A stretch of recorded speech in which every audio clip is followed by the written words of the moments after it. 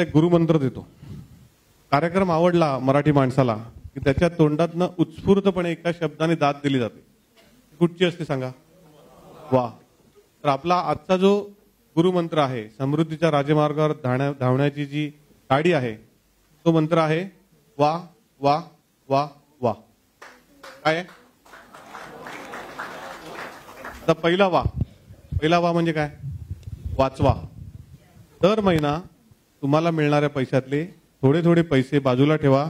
सगळेच्या सगळे पैसे तुमच्या व्यवसायामध्ये परत गुंतवण्याची आवश्यकता नाही. तुम्ही पगार घ्या तुमच्यासाठी आणि ते पैसे वाचवा. तो पहिला वा म्हणजे काय? वाचवा. दुसरा वा जो आहे तो आहे वाढवा. वाचवलेले पैसे घरात ठेवू नका, बँकामध्ये फिक्स डिपॉझिटमध्ये ठेवू नका, तर ते अशा गुंतवणुकीत ठेवा की जेणेकरून तुम्हाला जास्त परतावा मिळेल, सेफ आणि जास्त परतावा मिळेल. म्हणजे AAA रेटिंगवाल्या कंपन्यांच्या एफडीज मध्ये ठेवा किंवा म्युच्युअल फंड मध्ये गुंतवा किंवा इक्विटी शेअर्स विकत घ्या. तर तो पैसा वाढवणं हे पण तेवढंच आवश्यक आहे. दुसरा वा कुठला आहे? वाढवा. तिसरा वा म्हणजे वापरा.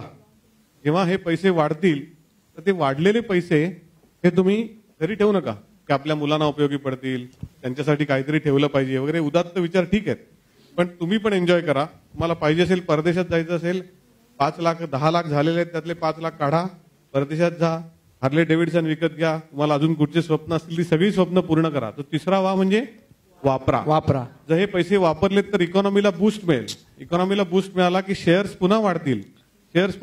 की तुमची जी इन्व्हेस्टमेंट त्या शेअर्समध्ये असेल तर ती पण वाढेल.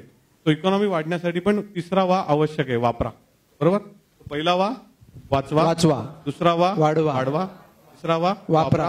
आणि चौथा वा जो खूप महत्वाचा आहे की जो तुम्हाला वरती गेल्यानंतर उपयोगी पडेल, तो म्हणजे वाढलेले हे पैसे वाटा. जे असे गरीब लोक आहेत त्या सगळ्या गरीब लोकांना.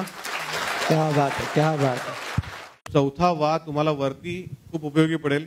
चित्रगुप्ताच्या समोर उभं राहिलात की वाटले आम्ही पैसे, त्याला तुम्हाला नक्की तो आनंदाने सांगेल की योग्य प्रकारे समृद्धीच्या राजमार्गावर धावल्यामुळे तुझं स्वर्गामध्ये सहर्ष स्वागत आहे.